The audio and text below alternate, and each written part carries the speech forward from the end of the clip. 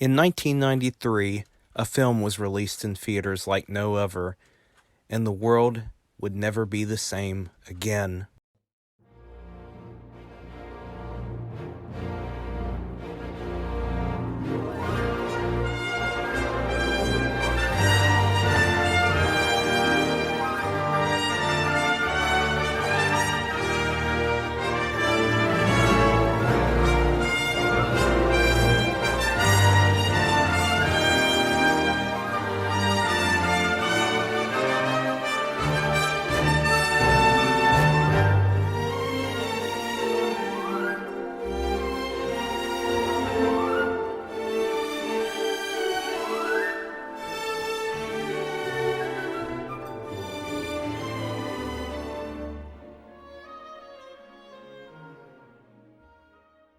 From the imagination of author Michael Crichton and translated to the big screen by Steven Spielberg, Jurassic Park was a film 65 million years in the making.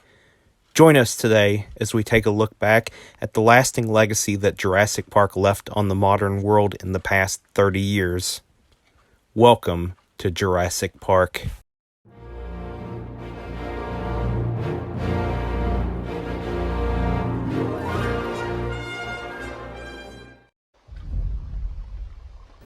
It sounds like the perfect place to take the kids, since so many of them these days are hooked on dinosaurs.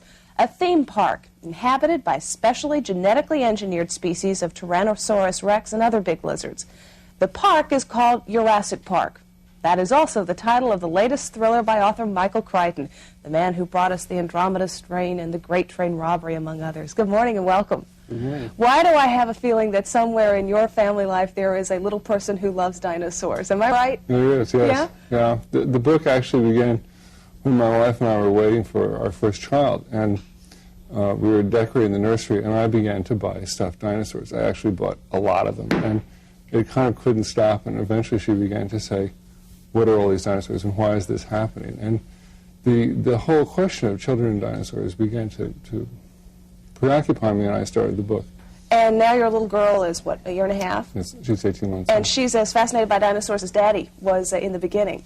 Yeah, although I think she takes them for granted in a certain way. You know, I mean, we were going to go to the zoo, and I said, what are we going to see in the zoo? And she said, zebras. And I said, yes. Bears, yes. She said, dinos. Has she been reading the book?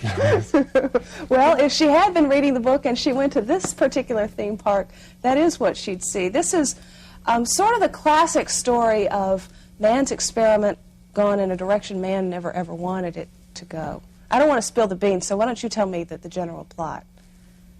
Well, the idea of it is that people are going to make something that sounds like a terrific thing, a island that has recreated dinosaurs on it that people can go and see. And it certainly sounds, you know, at first blush like something I would like, and I think most people respond very favorably to it. And so part of why I was interested in the book was to take an idea that seemed like a good idea and show why it might not be a good idea. The book works because it's the kind of thing where you sit there and you wonder, well, gosh, could it happen? Because the whole theory is that these scientists have taken the DNA genetic material that, in fact, is being found in some fossils and somehow managed to convolute it into living, breathing beings today. Can it happen? Because I know you've done a lot of research on this. I wouldn't worry about it. I mean, I think dinosaurs have been dead for a long time, and they'll stay that way for quite a while. Is there another message here, though, that sometimes maybe we tinker with more things than we ought to be tinkering with? Yes, absolutely. I mean, I'm quite concerned that the genetic engineering is about to be a very widespread technology, and that people will have the capacity to use it frivolously if that's their interest. And so the notion that people might want to make square tree trunks for easier lumbering, or pale trout for easier fishing, this kind of fooling with our ecological heritage for what I think are absurd purposes is something that we're going to have to deal with. And in the book, what they've done is they've taken long extinct creatures and brought them back to life. Maybe there was more to dinosaurs than we thought, and we learn about that when they come to life in here. Yes, I think so. I mean, I think there's in reality, any animal that's been dead for such a long time, they've been gone now for 65 million years, it offers the possibility of us having fantasies about them in all kinds of ways. But I think that one of the things the book does is try and imagine what a whole variety of dinosaur animals would have been like. You obviously imagine very well, because all of your books seem to hit a chord, and people don't go, oh, this is baloney, it could never happen. Whether it could or not, people tend to think, gee whiz, it might. What's the trick? How do you get your mind to wander in a direction that so many other minds find believable? It's not easy. I mean, what I mean by that is that very often early drafts don't have that effect. They're unpersuasive, and so there's a sort of effort of trying to, I think, to shore up the argument, to make it seem more convincing. And the ways to do that are different in different books, but it's an effort is the answer. In this one, for instance, did you go back to people in the scientific community and say, what if, how come, could it be? Those kinds of questions, or do you go a different direction? Not so much that, and that's because the core ideas about how this might be done, was to insert a probe into an insect that's preserved in amber, and to try and remove blood that it might have sucked from another animal. Those ideas have all been worked out by academics and have been published. So. Yeah, so taking an idea that does exist and running with it, you have come up with one scary book. Michael Crichton, it's great to have you on. Lots of luck. Thank you, Jen. Michael Crichton, born on October 23, 1942, was a skilled writer known for his science fiction, medical, and techno-thriller works, most notably his 1969 novel, The Andromeda Strand. Prior to his work as an author, he had attended Harvard Medical School but never practiced medicine. Instead, he decided to focus on his writing and wrote many novels over the years before his passing in 2008. In addition to his novels, he wrote screenplays and directed several films, including the 1973 hit Westworld.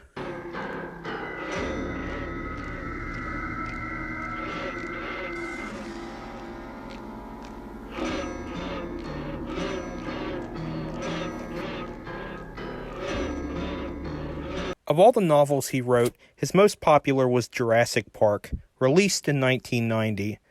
The novel began as a screenplay in 1983, but soon thereafter became the novel that it is known as now. The original premise of this screenplay was about a graduate student who clones a dinosaur, but this idea evolved over time. It seems like an incredible idea to think of living, breathing dinosaurs. It's the kind of idea that you think is going to be locked in the realms of science fiction forever. But about 12 years ago, I began to realize that it might indeed be possible to bring extinct animals back to life. I remember in the early 80s walking on the beach with Marvin Minsky, who was at the AI lab at MIT, and saying in this very tentative way, I'm thinking about doing a story about a genetically engineered dinosaur, and waiting to see if he would make fun of me. And he said, oh, well, yeah, that could probably be done one day, which I found very encouraging. But as the novel was nearing completion, in October 1989, Michael Crichton met with the world-renowned director Steven Spielberg to discuss a screenplay for what would later become the television show ER, in which Crichton created, and this was when Spielberg learned of Jurassic Park for the first time. Word of the book had gone around Hollywood before it was published. Crichton, prepared for the eventuality of the film's rights, demanded $1.5 million for the motion picture rights, with several studios being interested, including Warner Brothers, 20th Century Fox, and Columbia Pictures. It was in May 1990 that Universal Studios acquired the film rights and immediately attached Spielberg to the project. In November 1990, Jurassic Park hit bookshelves everywhere and became an instant hit with readers and dinosaur fans alike, quickly becoming a bestseller. From this point forward, things were only looking up for Crichton and the franchise that was soon to come. The franchise had a very bright future ahead of it.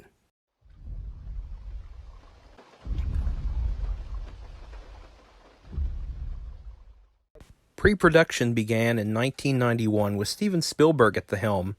Spielberg was no stranger to creature features, let alone science fiction and horror. His prior films of the same vein included Duel, Jaws, Close Encounters of the Third Kind, and E.T. the Extraterrestrial. He had also produced countless movies over the years. Universal themselves was no stranger to creature features, having a long history of such, with their then latest one being the 1990 film Tremors.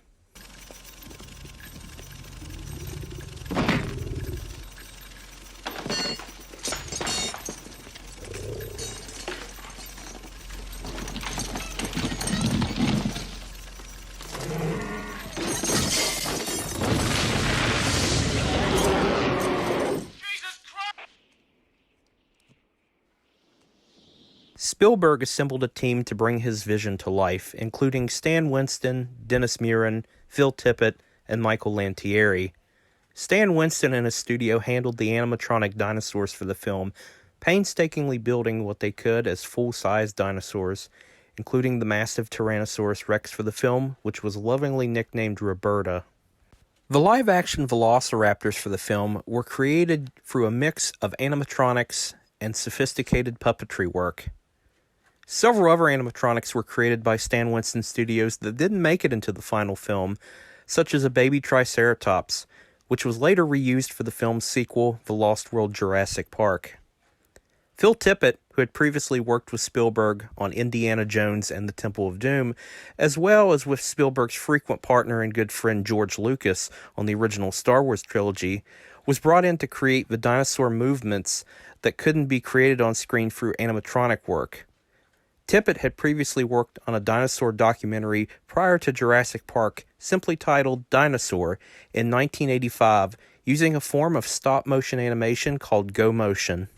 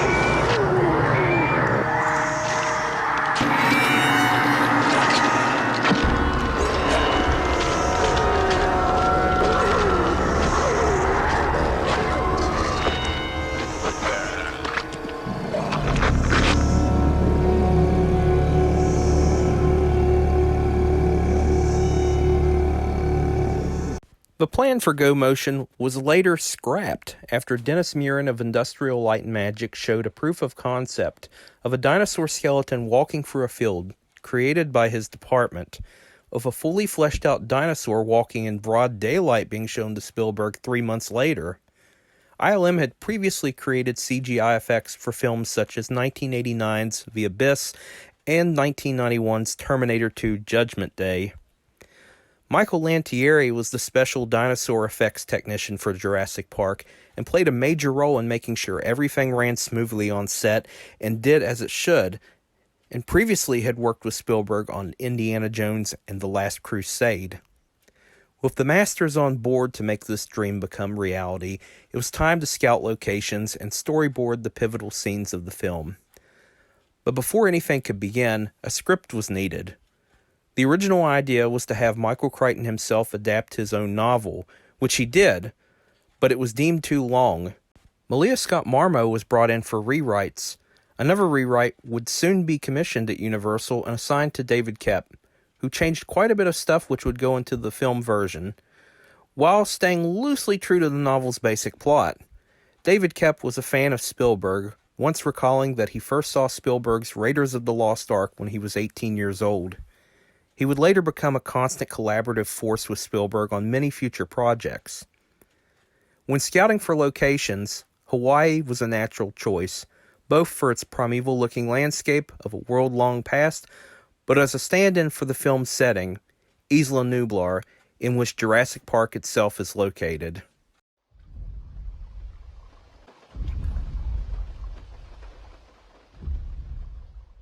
When casting for Jurassic Park, there were several big names attached, including several who didn't make it into the film. For the role of Alan Grant, the original choice was actor William Hurt, but when he turned down the role, it was offered to Harrison Ford, who had previously worked with Steven Spielberg on the Indiana Jones trilogy. Sam Neill, who ultimately took on the role, was only cast a few weeks before filming began.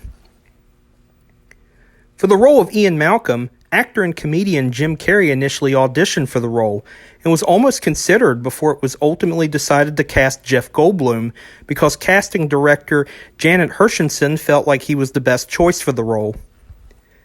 The role of Ellie Sattler went to Laura Dern, but actresses Helen Hunt and Gwyneth Paltrow had also auditioned for the role. Helen Hunt would later go on to star in another film written by Michael Crichton, the 1996 film Twister. The role of John Hammond was cast to Richard Attenborough, who was known around the world as both a skilled actor and director, previously directing the film Gandhi. The role of Robert Muldoon was given to Robert Peck, who had previously worked on the BBC television serial Edge of Darkness. Joseph Mazzello and Ariana Richards were both cast as the main children of the film, Tim and Lex Murphy. Wayne Knight was cast as Dennis Nedry, the human antagonist of Jurassic Park. He previously worked on the film Basic Instinct and was at the time starring as the foil to Jerry Seinfeld's character on the titular comedic smash hit show Seinfeld, which ran from 1989 to 1998.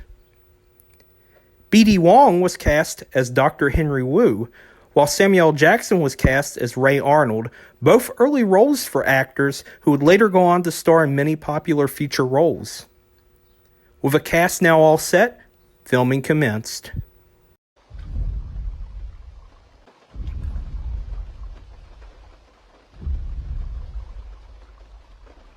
Filming began on August 24th, 1992, on the Hawaiian island of Kauai, and filmed in locations such as Kualoa Ranch on the island of Oahu and the island of Niihau. During filming on September 11th, 1992, Hurricane Aniki struck the island of Kauai, causing the cast to take shelter in a nearby hotel until it had passed. It also damaged several of the sets, which were quickly repaired, but still cost a day of shooting. Footage from the hurricane is included in the film. Some of the sets were not rebuilt. Filming eventually moved to California, to the Universal lot, where scenes including the kitchen scene were filmed. Filming would soon move to the Warner Brothers studio lot to film the T-Rex attack scene. During filming, it was decided to change the film's current ending, which involved the T-Rex taking on the final two velociraptors. With this final scene filmed, filming was completed ahead of schedule on November 30th, 1992.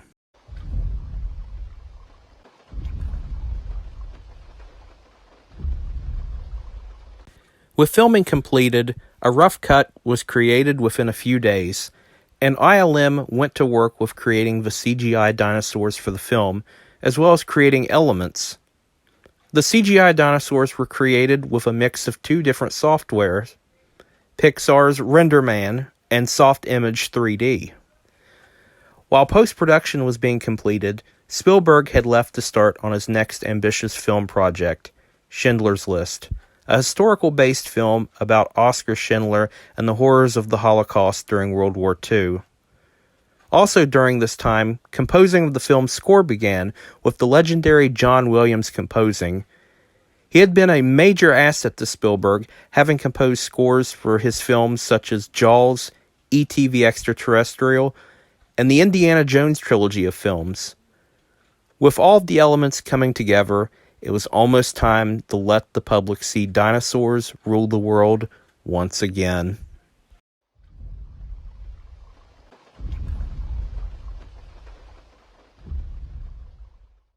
Jurassic Park premiered on June 9th, 1993, at the Uptown Theater in Washington, D.C., followed by a wide release on June 11, 1993. The film was an instant box office smash hit, breaking many records during its run, becoming the highest-grossing film of all time until the 1997 release of James Cameron's Titanic. The film won over 20 awards and was hailed as the most revolutionary film released at its time, with the advancements it used for its CGI creature effects, a standard that would become a trend in Hollywood through to the modern day. With a successful release under its belt, it was time to make a little money on the merchandise.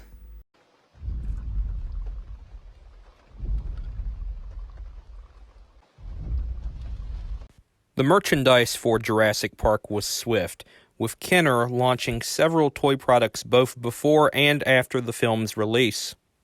The demand was so high that the Jurassic Park toy line easily became the best-selling toy line of both Christmas 1993 and 1994. It's the Jurassic Park Command Compound, with an electronic computer that says over 100 commands. Best film. We need more firepower. The computer Send help. helps you control Jurassic Park. Got him. T-Rex attacking. Look out, Brad. Fire the net. Got him. Compound secure. Yeah. Jurassic Park electronic talking command compound, figures and dinosaurs sold separately, batteries not included.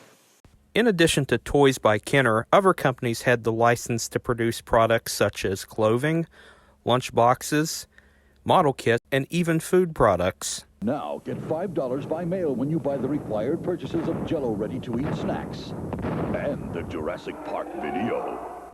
But most importantly, the popular medium of the time, video games, became a major asset for the franchise, with several games releasing on multiple game consoles of the era, including Nintendo Entertainment System, Super Nintendo, Sega Genesis, as well as an arcade cabinet and a pinball machine, to name a few. Imagine you wake up in Jurassic Park and you're a raptor. You have sharp teeth and 7-inch claws, and since you've been extinct for 65 million years, you'd be in a really bad mood.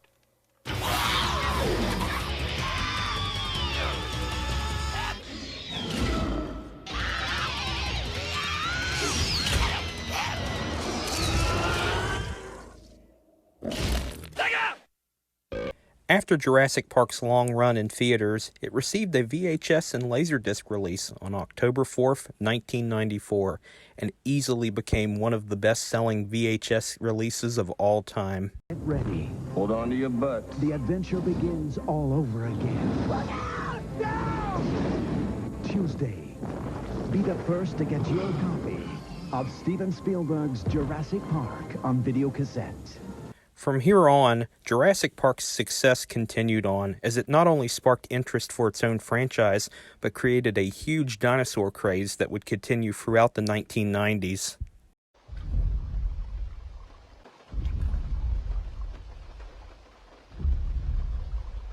Roll back the rock to the dawn of time, when the earth was smoking and the lava flowed. Roll back the rock to the dawn of time. You can blow your cool just like a volcano.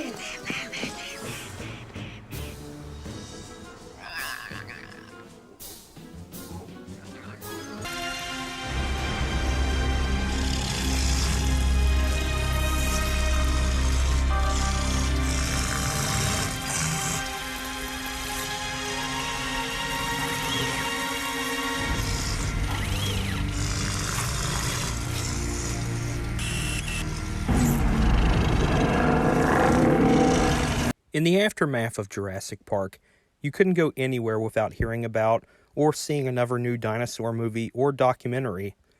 Like never before, dinosaurs quite literally ruled the world once again, but this time through the media, toys, and other forms of merchandising. One such film was actually based on a pre-existing property, the Flintstones, which was also released by Universal and has several references to Jurassic Park in it. But had it not been for Jurassic Park, the Flintstones movie might not have gotten off the ground, at least not fully.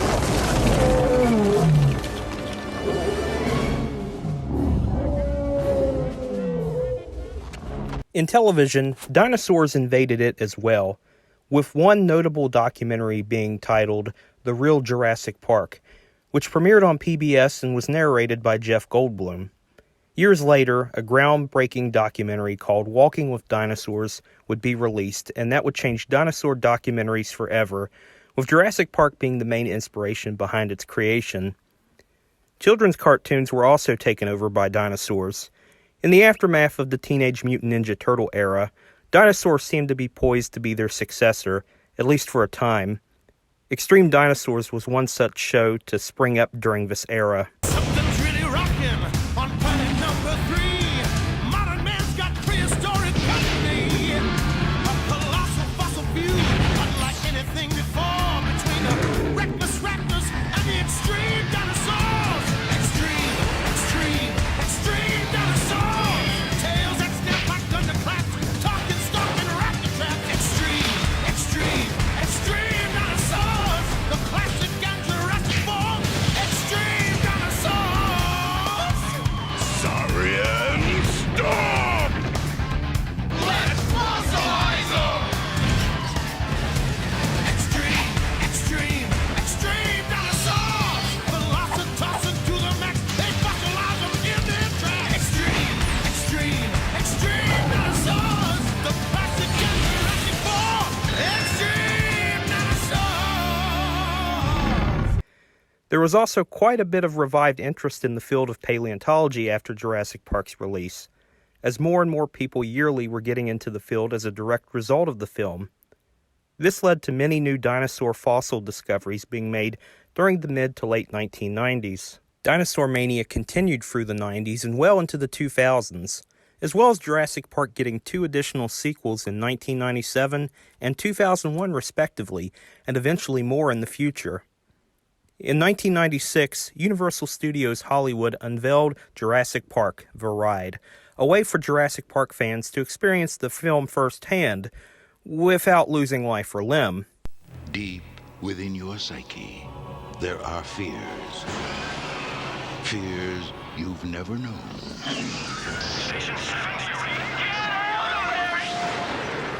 Until now.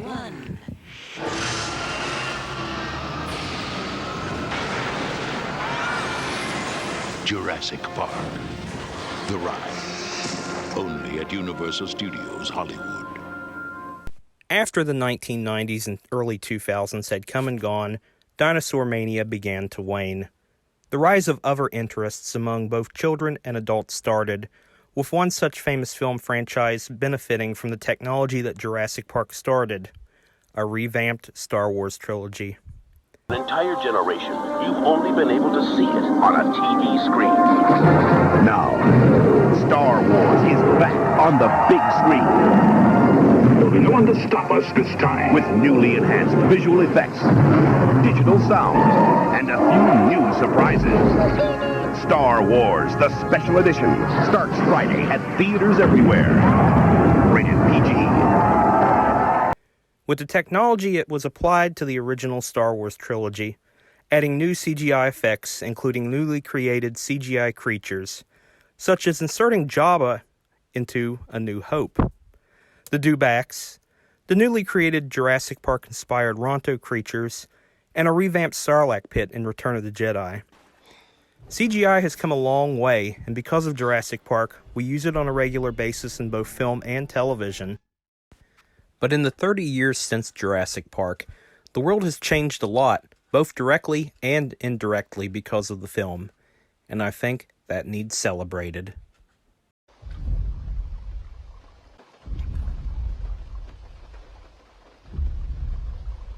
In the 30 years since Jurassic Park, the fandom has only gotten stronger and stronger, with the franchise making the transition from park to world with the 2015 film Jurassic World, which started a new trilogy of films.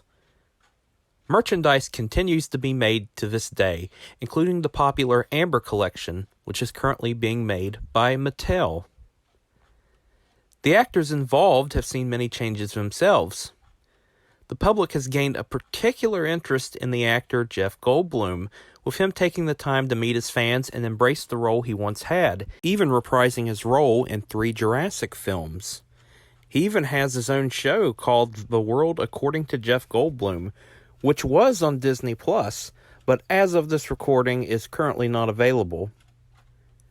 Both Sam Neill and Laura Dern have had busy careers over the past 30 years, with both actors reprising their roles in the Jurassic franchise twice, in Jurassic Park 3 and in Jurassic World Dominion. Sam Neill has appeared in countless productions since then, including the popular miniseries Merlin and in a few Marvel films. Laura Dern has been busy as well, even getting to play a major role in Star Wars The Last Jedi, as well as countless other movie and TV productions. You know, he can be an asshole, and I can get really pissed off, and I'll call him on being an asshole. Right, I'm gonna stop you there. When you do this for real, don't ever say that. People don't accept mothers who drink too much wine and yell at their child and call him an asshole. I get it. I do it too. We can accept an imperfect dad. Let's face it, the idea of a good father was only invented like 30 years ago. Richard Attenborough continued to act and direct several years after Jurassic Park. He even reprised his role briefly in The Lost World Jurassic Park.